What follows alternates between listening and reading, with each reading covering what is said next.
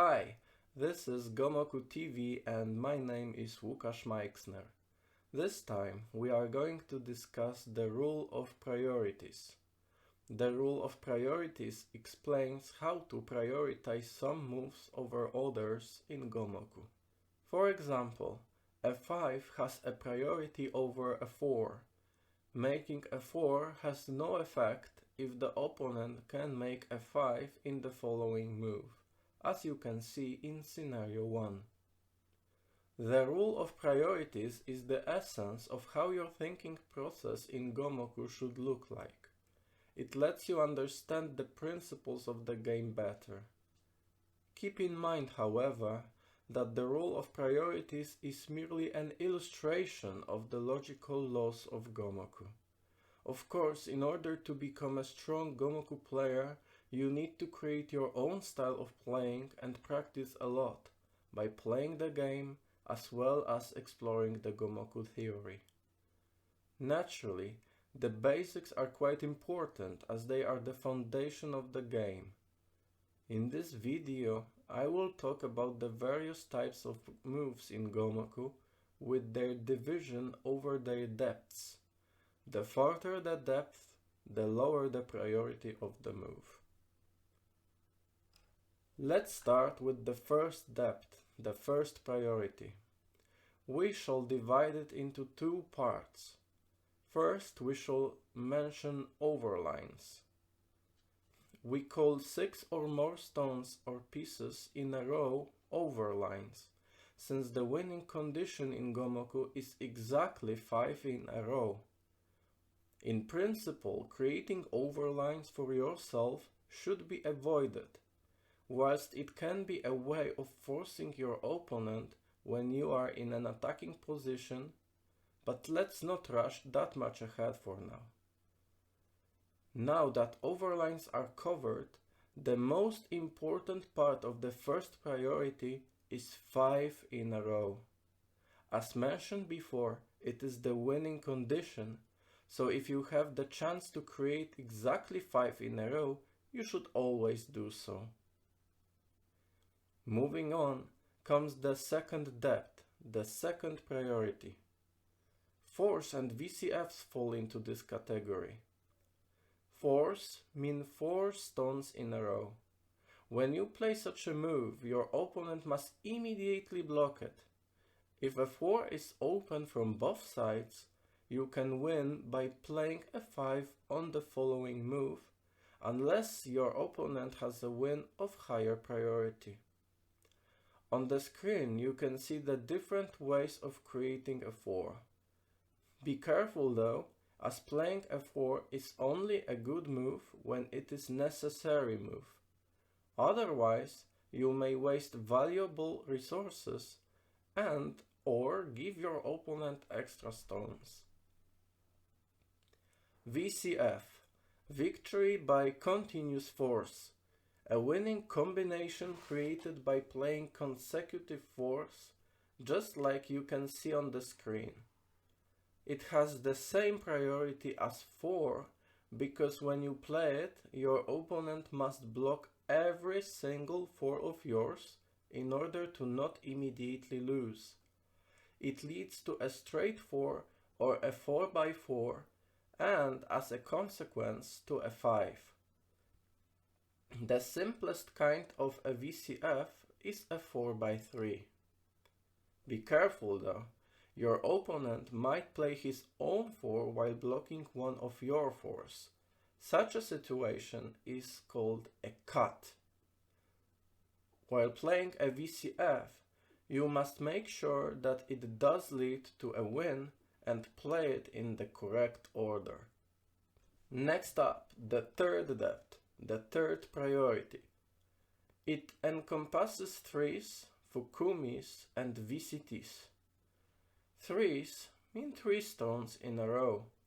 When you play a 3, your opponent must block it unless they have a win of a higher priority.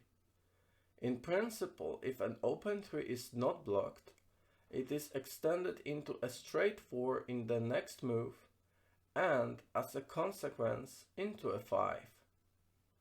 On the screen you can see the different ways of creating a 3.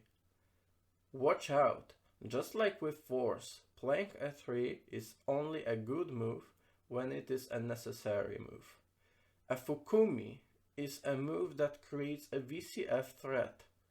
It is an indirect way of attacking in Gomoku. By making this move, you create yourself the possibility to win by a VCF in the following moves. VCT, victory by continuous threats, a winning combination created by playing consecutive 3s and or Fukumis, which lead to a straight 4, a 4x4 or a VCF, and in consequence a 5.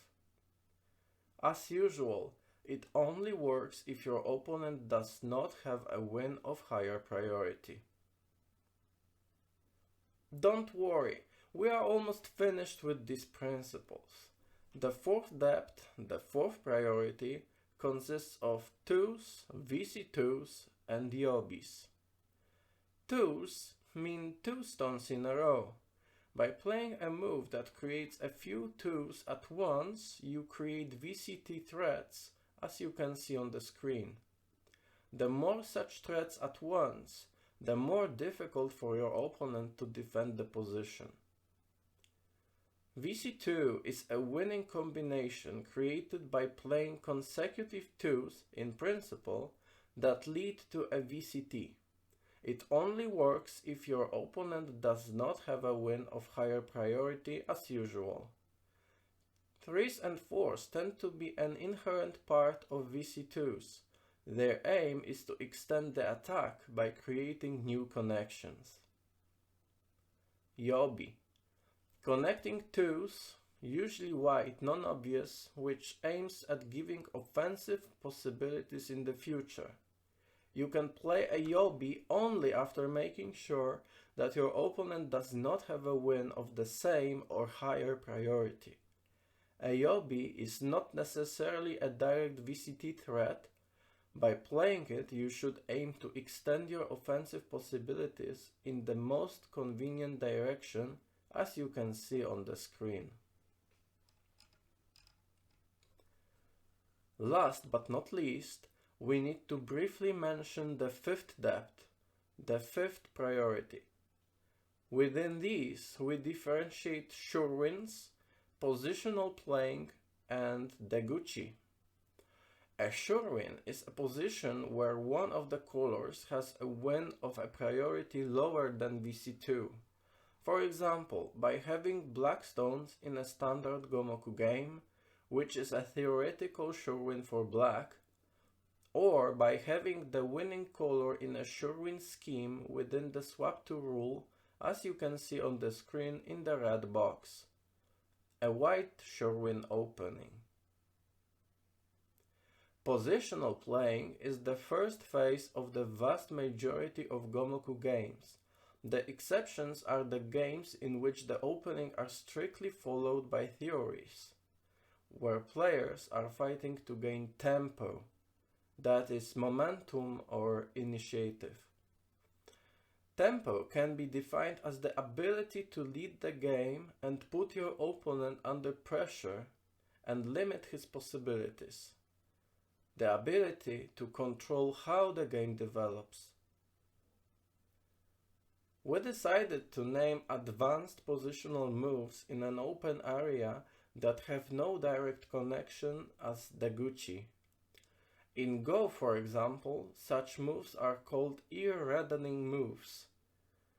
You can see a great example of it in this World Championship final match where Rudolf Dubski played it against Zoltán László. These topics, however, are quite complex and we will dedicate a video to introduce them separately. Congrats, you made it till the end, as that was all for today. Don't forget that these principles are not enough to become a pro, however, they are essential to understand the game, thus everyone should be aware of them. If you liked this video, make sure to leave a like and subscribe. Cheers!